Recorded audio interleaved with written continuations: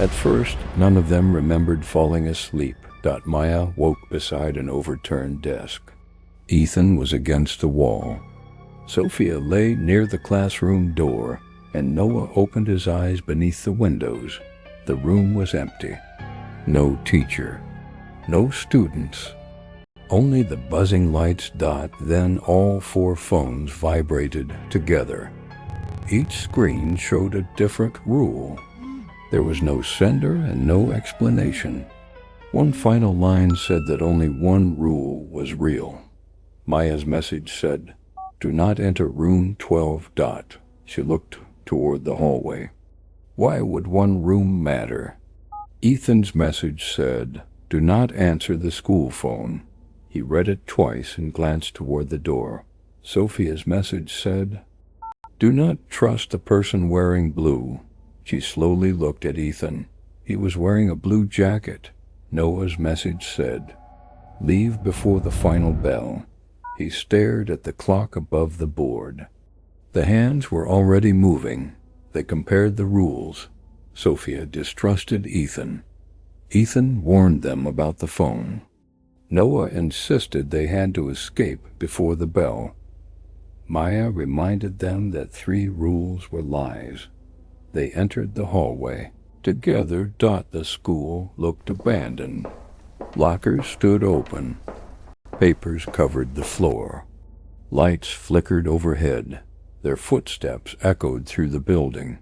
They searched classrooms and offices, but found nobody. Books and lunchboxes had been left behind. As though everyone had disappeared at once. At the far end of the corridor stood a damaged door marked Room 12. Maya stopped. That was the room from her warning. Nobody wanted to go closer. Sophia stepped away from Ethan. Her rule said not to trust the person wearing blue. Ethan argued that his warning about the phone could be real. The rules were already turning them against each other. They hurried to the main entrance. Maya pulled the handle while Ethan pushed the doors. They would not open. Noah checked for another lock, but there was none. They were trapped.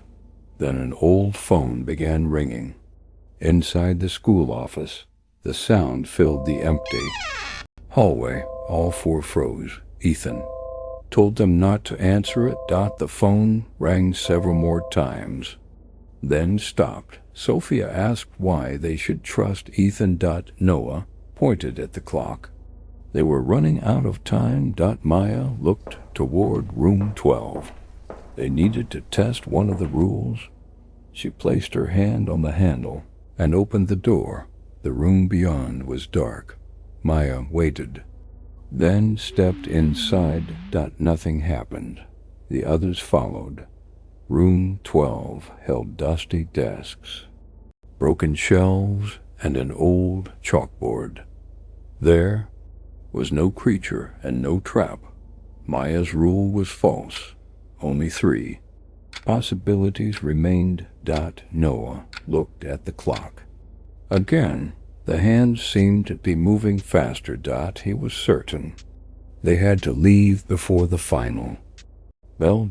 Then the school phone rang again. This time, it was louder.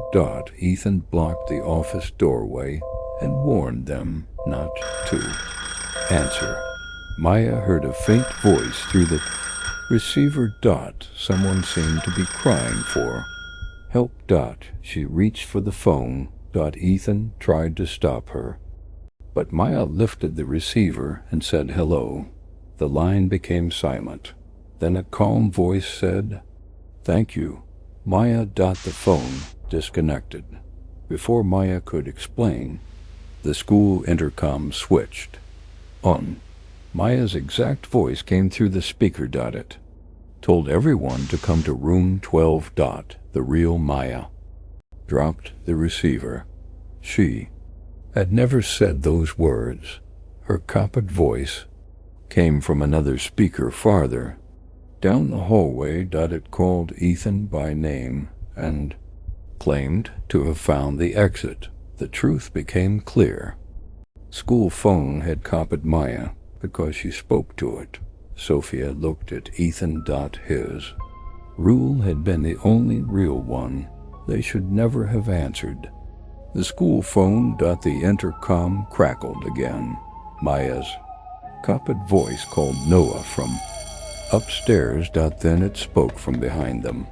Each time, it sounded more real. It copied Maya's fear, her breathing, and the way she said their names. It wanted them to separate. The corridor lights turned red. The final bell began ringing.